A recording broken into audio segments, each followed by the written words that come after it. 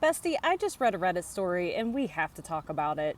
First of all, I'm Dr. ADHD. I'm bigger over on Instagram if you want to go check me out. I started this YouTube channel because I have to yap, because I am a doctor, a physician, who also has ADHD. And I just gotta talk. So what is this Reddit story? It is, am I overreacting? My husband didn't plan anything for my graduation. And this story is about a female medical student who wants her husband to plan something for graduation. Okay, so let's pause. Make sure that you like and subscribe down below so that way you can keep following my stories as a physician who has a lot of opinions. So the story begins that this girl asked her husband, hey, can you help me with graduation and plan something for me? Which is a perfectly reasonable ask to ask the person that you love the most in this whole entire world, hey, can you celebrate me? You know? And in the US, medical school graduation is a lot. You have to make sure that you have all your forms in. You have to make sure that the library says you don't have any books out. You have to make sure that all your attendings or the physicians that you work with have turned in their evaluations, and there might be, you have to meet with the dean about yada yada yada. Like, it's a lot. And on top of that, medical students, if they matched into residency, which residency is the training that physicians do after medical school, it's at minimum 3 years and 15,000 hours of supervised training where you have to explain every single decision you make for a patient to a attending physician, so a physician who is graduated from residency, and they tell you if you are right or wrong. Okay, and woo, bless me.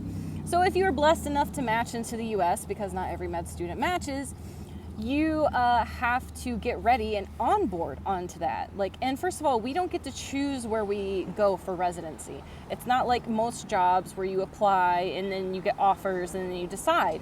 You rank where you want to go, and then places rank who they want, and then an algorithm happens, and boom, then you have your residency. So she might even be planning moving. You know, she might not even staying in the same city. It's a lot to deal with. And then you're onboarding.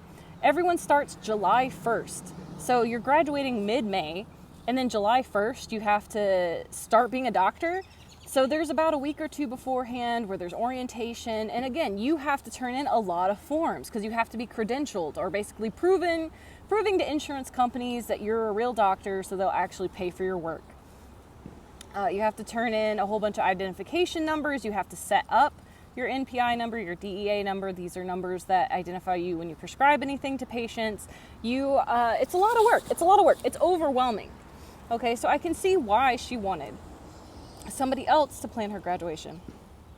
So graduation day, it comes, and he tries to walk out of the house in cargo shorts and a flannel. She's like, okay, can you maybe consider wearing a button-down shirt? He goes, okay, I guess. And he puts on a button-down shirt. He picks up her parents. He drops her parents and her off at her graduation. And then he's like, oh, actually, I have to go take the dogs for a walk. And I'm going to bounce. Because he didn't think to walk the dogs before driving to graduation. So he leaves. And then he's gone. He's gone for a long period of time. So long, in fact, the writer starts freaking out and having a panic attack that he's going to miss her graduation. He winds up showing 5 minutes before she walks. Okay, great. Graduation happens. Hooray. They get out, and she's like, okay, where are we going? Where are we going for dinner? And he goes, oh, dinner? What do you mean? And he's like, I guess we can go here. And it was a casual dining restaurant where you don't have to make any reservations and you can just show up. So literally zero planning. And then that's it. They go for a casual dinner and then that's it. So she's sitting at home and she's like kind of sad and disappointed because this man did not celebrate her at all. And he walks in and throws a unwrapped box at her. And he's like, you probably know what it is anyway. And she said it is a very nice necklace that he gave her, but like, what? Like, what do you mean? Like, it's unwrapped. You're just throwing it at her. And then she goes, so I told my husband that, like, hey, I'm like a little disappointed that you haven't done more for me. Like you didn't really plan anything for my graduation, even though I specifically asked you to plan something for me. And he says, well, I had a nice day. So, you're just being like not appreciative. And she's like, okay. So that's why she's coming to Reddit to ask, hey, am I overreacting that I'm upset that he did nothing for my graduation at all? And so I want to speak to her specifically. I'm hoping that people actually watch this video and share this video, and I hope this video made it to you. Honey, I'm going to take your hand when I say this. You need to leave that man, and you need to leave him yesterday. You need to leave him before you become an attending physician, and you will have to pay him alimony.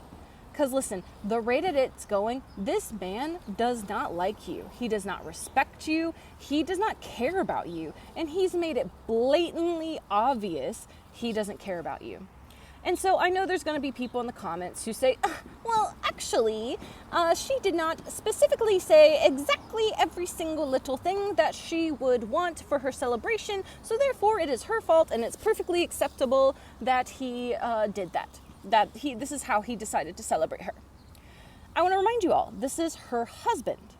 Her husband. Supposedly the person who loves her most in the whole world. I'm going to guess she has celebrated him. I'm going to guess he's seen her celebrate other people. So I think he knows his wife and how she likes to be celebrated. I really am tired of this rhetoric where people are like, men are so stupid.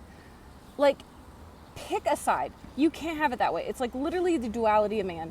Either men are these big leaders and protectors and they can do everything that women can't do and they're amazing, but then on the other hand, they're too stupid to figure out how to buy flowers.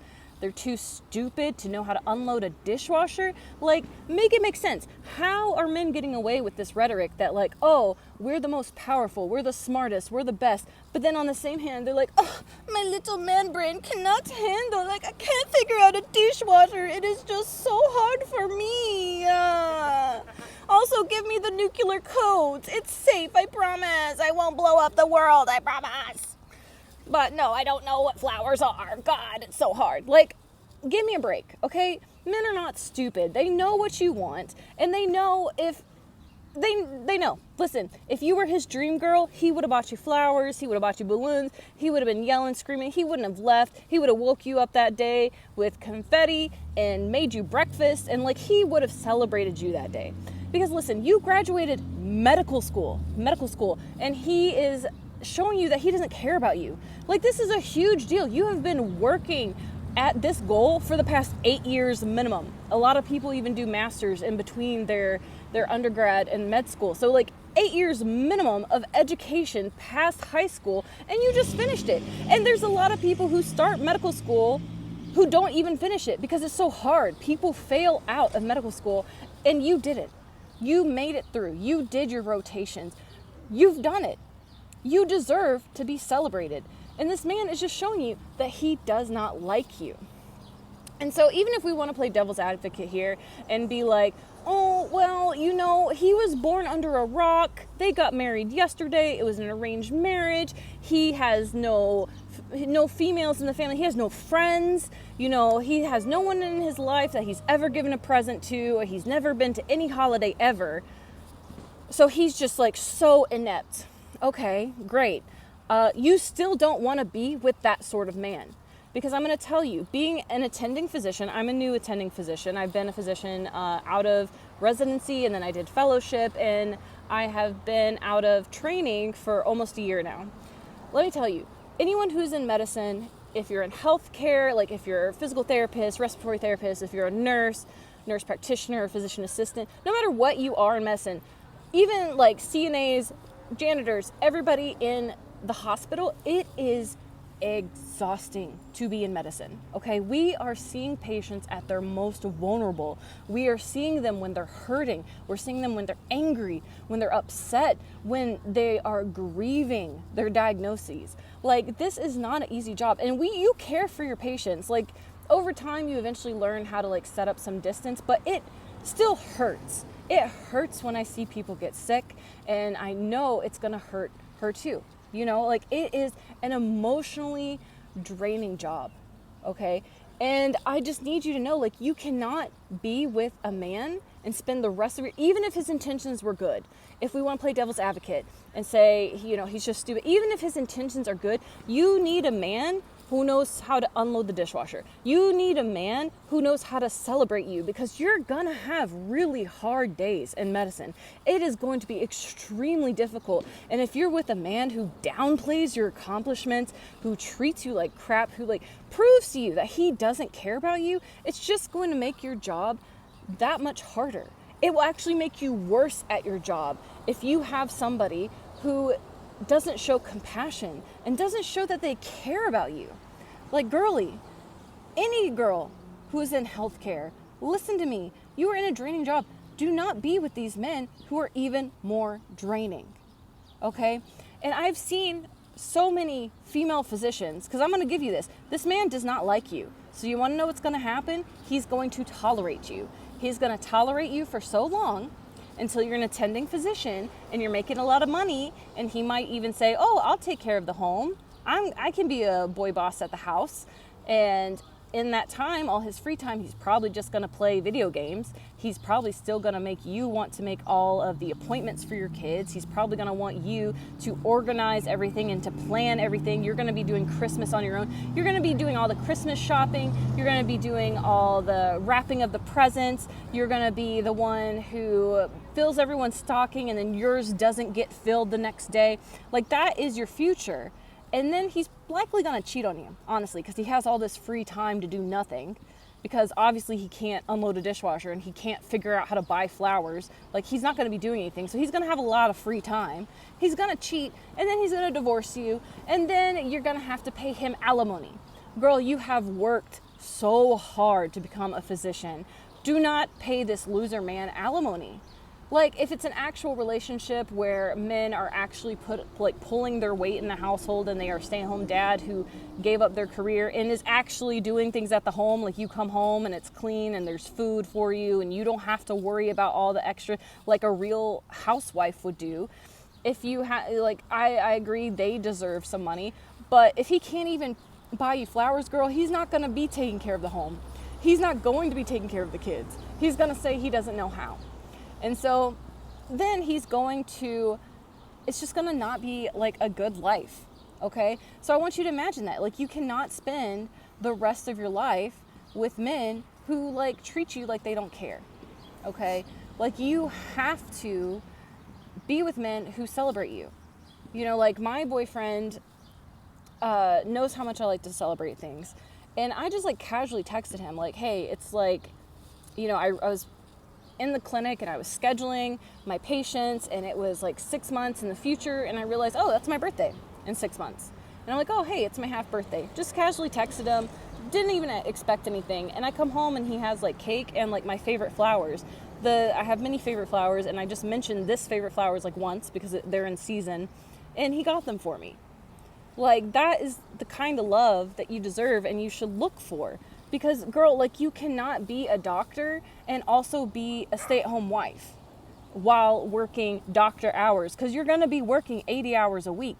You cannot be with a man who can't figure out how to buy flowers. Like, oh my God, it's so hard to buy flowers.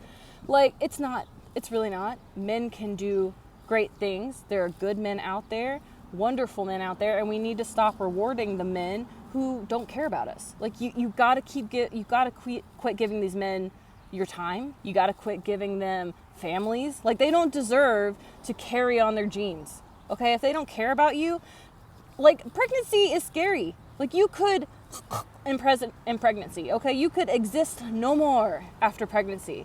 Okay, and this man would get his genes continued. Why? Like, why? To make another careless man who treats women awful? Like, girl, have standards. And I'm speaking to every woman in healthcare. You need to have standards, and you need to be with someone who doesn't take and take and take and take and take from you. Okay, and then I know there's going to be women in the comments who are like, well, you know, when I graduated, my husband spit in my face and I said, thank you very much for this, of course there's motorcycles. Thank you very much for this drink, kind sir. And I was grateful, and every woman should also be grateful. Like, sis, if you want less than the bare minimum, if you want the bar in heck for your man, fine. Like, great, beautiful.